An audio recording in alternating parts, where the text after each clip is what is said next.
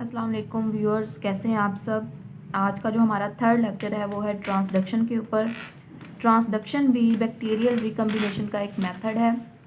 तो देखते हैं कि इस मेथड की डिस्कवरी क्या है और जी किस तरह से ये मेथड कंप्लीट होता है। सबसे पहले इसकी डेफिनेशन देखी जाए तो transfer of genes from one cell to another by a bacteriophage is known as transduction. Transduction के मेथड के अंदर बैक्टीरियोफेज इन्वॉल्व होता है।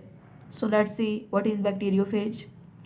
अ virus that can infect bacteria is termed as bacteriophage.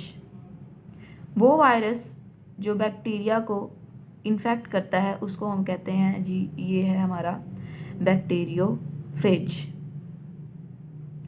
ये वायरसेस जो होते हैं ये बैक्टीरिया की किलिंग करवा देते हैं, उन्हें इनगल्फ कर लेते हैं, उनको उनकी डेथ कॉज करवा देते हैं। अच्छा जी, अब उसके अलावा इसकी डिस्कवरी देखी जाए तो साल्मोनेला के अंदर 1952 में इसकी डिस्कवरी हुई और इसकी डिस्कवरी दो साइंटिस्ट ने की, लेडरबर्ग और जिंटर ने। Joshua Lederberg and Norton Zinder in 1952 discovered the process of transduction in salmonella. उसके बाद मैकेनिज़्म की बात की जाए कि ट्रांसडक्शन का प्रोसेस होता किस तरह से है। सबसे पहले जो बैक्टीरियोफेज होते हैं वो अटैच होते हैं बैक्टीरिया की सेल वॉल से, फिर उसके बाद उसके सेल वॉल को वीकन कर देते हैं bye releasing of specific enzymes. उसके बाद ये बैक्टीरियोफेज के ऊपर है कि उसने कौन सा पाथवे जो है वो फॉलो करना है। एक होता है virulent pathway, the second one is temperate pathway. देखते हैं जी इनका मेथड। सबसे पहले हमारे पास आ जाता है विरुलेंट फेज के विरुलेंट फेज को किस बेस पे कहा गया है और टेम्परेट फेज को किस बेसिस पे कहा गया। विरुलेंट फेजेस जो होते हैं इनकी करैक्टरिस्टिक्स की तरफ देखें तो ये इन्फेक्शन कॉज करवाते हैं बैक्टीरिया के अंदर। उसके बाद डिस्ट्रक्शन कर देते हैं सेल की end death of a bacterial cell. जब इन्होंने डिस्ट्रक्शन कर देनी है, तोड़ फोड़ कर देनी है, लाइसिस कर देनी है, तो उसके बाद जो है लिटिक साइकिल स्टार्ट होगा। लिटिक साइकिल के बारे में आगे मैं आपको बताऊंगी डिटेल से। उसके बाद टेम्परेट फेजेस देखते हैं कि टेम्परेट फेजेस क्या होते हैं। ये जो फेजेस हैं ये डिस्ट्रप्शन कॉज नहीं करते, ना ही इन्फेक्शन कॉज करवाते हैं। इनका सीधा सीधा मकसद ये होता है कि अपना डीएनए इन्होंने बैक्टीरिया के डीएनए के अंदर इनकॉर्पोरेट कर देना है, प्लेस कर देना है। आगे एक टर्म है जी लाइसोजेनी। लाइसोजेनी क्या होती है उससे पहले हम लोग देख लेते हैं ये जी प्रोफेज क्या होता है। Prophage phage DNA that is incorporated into the host bacterium's DNA is called prophage. Prophage कहते हैं वो फेज का डीएनए जो हमने बैक्टीरिया के अंदर इनकॉर्पोरेट करवा दिया है, वो है जी प्रोफेज। फॉर एग्जांपल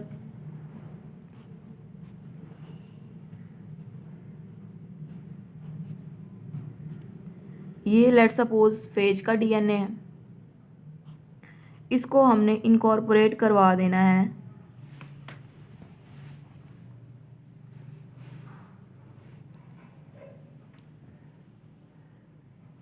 बैक्टीरिया के डीएनए के अंदर।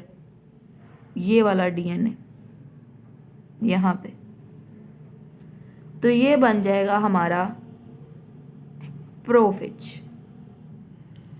वो फेज का डीएनए जिसको हमने इंसर्ट करवा दिया है बैक्टीरियम डीएनए के अंदर, वो बन जाता है प्रोफेज। अब उसके बाद एक टर्म है लाइसोजेनी। लाइसोजेनी कहते हैं जी persistence of prophage without phage replication and destruction of the bacterial cell. अगर हम प्रोफेज की रेप्लिकेशन करवा दें बैक्टीरियम डीएनए के अंदर और सेल की डिस्ट्रक्शन भी ना करें तो उस प्रोसेस को हम कहते हैं लाइसोजेनी। परसिस्ट करना मतलब होता है कि वहाँ पे रिटेन करना, रहना। अब प्रोफेज एक दफ़ा एंटर हो गया है बैक्टीरियम के अंदर, उसके बाद उसने रेप्लिकेशन करनी है, सिंथेसिस करनी है अपने डीएनए की, उसके बाद डिस्ट्रक्शन कर देनी है। अगर डिस्ट्रक्शन ना हो बैक्टीरियल सेल की तो उसको हम कहते हैं जी ये है लाइसोजेनी। तो ये लाइसोजेनी जो है, इसके बाद लाइसोजेनिक साइकिल जो वो स्टार्ट हो जाता है। बेसिक डिफरेंस लिटिक और लाइसोजेनिक साइकिल के अंदर यही है कि लिटिक साइकिल के अंदर डिस्ट्रक्शन हो जाती है, लाइसिस हो जाती है, लेकिन लाइसोजेनिक साइकिल के अंदर डिस्ट्रक्शन नहीं होती बल्कि इनकॉर्पोरेशन होती है, सिंपल। अब हमने 2 साइकिल्स पढ़ने हैं। अच्छा जी, अब हमने पढ़ने हैं lytic cycle and lysogenic cycle. ये दोनों साइकिल जो हैं बैक्टीरियोफेजिस अपना जो लाइफ साइकिल कंप्लीट करने के लिए करते हैं। सबसे पहले बात करते हैं जी लिटिक साइकिल की। लिटिक साइकिल स्टार्ट होता है जी यहाँ से, ये आपको राइट साइड में ये एक बैक्टीरियम नज़र आ रहा होगा। ये बैक्टीरियम है, बैक्टीरियल सेल है एक, उसके अंदर ये उसका जेनेटिक मटेरियल, उसका डीएनए है। होता क्या है जी, सबसे पहले आके अटैच होना है फेजिस ने बैक्टीरियल सेल वॉल के साथ। फेज क्या करते हैं, अटैच होते हैं रिसेप्टर साइट के ऊपर, जहाँ पे उनको अपनी रेप्लिकेशन सूटेबल लगती है, अटैचमेंट सूटेबल लगती है, उस रिसेप्टर साइट के ऊपर आके अटैच हो जाएंगे। ठीक है जी। फिर उसके बाद ये क्या करेंगे, पेनिट्रेशन स्टार्ट करेंगे। पेनिट्रेट का मतलब होता है जज्ब हो जाना, किसी के अंदर इस तरह फिक्स हो जाना कि वो अपनी चीज़ जो है उसके अंदर ट्रांसफ़र कर सके। ठीक है। अब उसका काम, जब एक दफ़ा फेज आके अटैच हो गया है, उसने अपना डीएनए जो है जो यहाँ पे था, उसने अपना डीएनए ट्रांसफ़र कर दिया बैक्टीरियल सेल के अंदर। फेजिस जो है वो है वायरसेस और ये है बैक्टीरियल सेल। वायरस ने अपना डीएनए, फेज जिसको हम फेज कह रहे हैं उस वायरस को, उसने अपना डीएनए इसके अंदर इनकॉर्पोरेट कर दिया, इंसर्ट करवा दिया। ये था जी पहला स्टेप और इसको हम कहते हैं अटैचमेंट। अब मूव करते हैं नेक्स्ट स्टेप की तरफ। ये है जी इसका सेकंड स्टेप। इसमें क्या करना है, फेज डीएनए ने जो कि अपना डीएनए इंसर्ट करवा दिया था, अब वो प्रोफेज बन गया है। इसको हम कह रहे हैं ये है प्रोफेज। ठीक है जी, सिंपल। इसमें बस इसने अपनी प्रोफेज की पोजीशन जो है वो मेंटेन रखनी। अब मूव करते हैं हमारे नेक्स्ट स्टेप की तरफ। इसके अंदर क्या होगा जी, प्रोडक्शन होगी ऑफ वायरल कंपोनेंट्स। बैक्टीरियोफेज के पास अपने कंपोनेंट्स भी हैं, लेकिन उसने वायरस के कंपोनेंट्स की प्रोडक्शन करवानी है।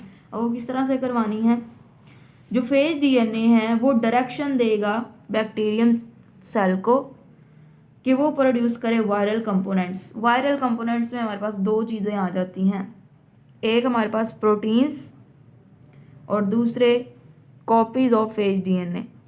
2 चीज़ें बनानी हैं, एक प्रोटीन्स और दूसरे हमारे पास है जी फेज डीएनए। इसकी ज़्यादा से ज़्यादा कॉपीज़ बनानी है ताकि जो है हमारा लिटिक साइकिल वो कंटिन्यू हो सके। उसके बाद नेक्स्ट स्टेप की तरफ मूव करें। एक दफ़ा प्रोटीन और कॉपीज़ बन गई, उसके बाद इनको एक प्रॉपर शेप देनी है। शेपिंग के लिए सबसे पहले एम्प्टी फेज हेड्स ये बनाएंगे, एम्प्टी फेजिस हेड। फिर उसके बाद जो प्रोटीन्स हैं वो भी प्रेजेंट हैं, फेज का जो हेड है वो बना दिया गया। ये हमारा थर्ड स्टेप कंप्लीट हो गया। उसके बाद फोर्थ स्टेप नेक्स्ट जो है वो पैकेजिंग का काम है। हेड्स अलहदा बने हुए हैं, ये जो डीएनए है वो अलहदा बना हुआ है। अब हमने पैकिंग करनी है। ये जो डीएनए है इस हेड के अंदर इनकॉर्पोरेट करना है, इसको इसके अंदर पैक कर देना है। तो इसके अंदर हेड्स को है वो पैक किया जाता है डीएनए के साथ। उसके बाद हमारा नेक्स्ट स्टेप आ जाता है, हमने इस फेज की कंप्लीट जो है वो तैयारी करनी है। सबसे पहले अब हमने क्या करना है, collar, sheets and base plates attach करने हैं हेड के साथ। ये हमारा हेड है, हेक्सागोनल हेड। यहाँ पे आता है कॉलर,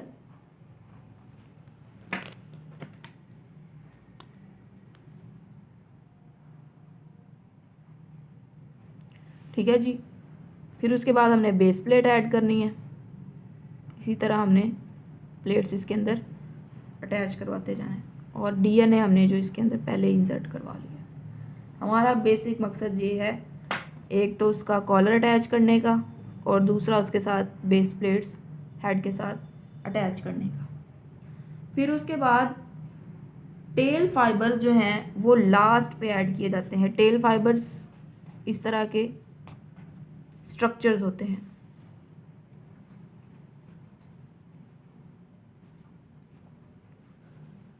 ठीक है जी, ये हो गए हमारे टेल फाइबर्स। कॉलर्स, शीट्स हमने अटैच कर दी, टेल फाइबर्स एंड पे अटैच हो गए। अब उसके बाद जब ये कंप्लीट फेजेस हमारे तैयार हो गए हैं बिल्कुल पहले वाले फेजेस की तरह, तो सेल जो है वो बस्ट कर जाएगा, सेल की लाइसिस हो जाएगी और ये सारे फेजेस बाहर आ जाएंगे बैक्टीरियल सेल के अंदर, क्योंकि इन्होंने अपना नेक्स्ट लाइफ साइकिल स्टार्ट करना है। फिर ये जाके किसी और की रिसेप्टर साइट ढूंढेंगे और वहाँ से नया लिटिक साइकिल स्टार्ट हो जाएगा।